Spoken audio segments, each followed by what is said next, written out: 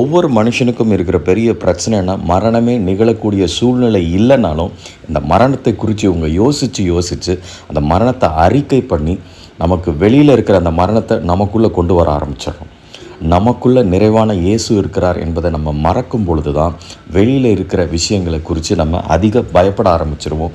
நான் பயந்த காரியம் எனக்கு நேர்ந்ததுன்னு நம்ம டிக்ளேர் பண்ண ஆரம்பிச்சிடும். நம்முடைய மைண்ட்லேயும் அதிக நேரம் யோசித்து எதுக்கு இவ்வளோ பிரச்சனையோடு போராடி நம்ம ஜெயிக்கணும், அதை விட இந்த டார்மெண்டேஷன் அனுபவிக்கிறதுக்கு பதிலாக இதில் நம்ம மறித்து போனோம்னா நமக்கு எல்லா வித சொல்யூஷனும் வந்துடும்னு சொல்லிட்டு நம்மளுடைய சிந்தை தூங்க ஆரம்பிக்கிறது.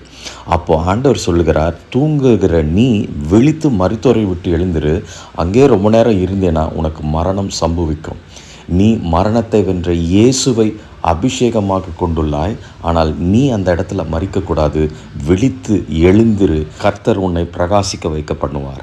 ஏன்னா ஆண்டவர் நம்மை அழைத்தது மறித்து போவதற்கல்ல, இயேசுவின் நாமத்தில் அவர் நமக்கு கொடுத்திருக்கிற எல்லா வாக்கு தத்தங்களையும் நம்ம சுதந்திரித்து ஜெயமுள்ள வாழ்க்கையில் தேவனுடைய ராஜ்யத்தை இந்த உலகத்தில் ஸ்தாபிக்கும்படி அவருடைய சித்தத்தை செய்யும்படியாகவே நம்ம அழைத்திருக்கிறார், உண்டாக்கியிருக்கிறார். அழைத்த தேவன் உண்மையுள்ளவர், நிச்சயமாக நம்மை நடத்தி செல்வார்.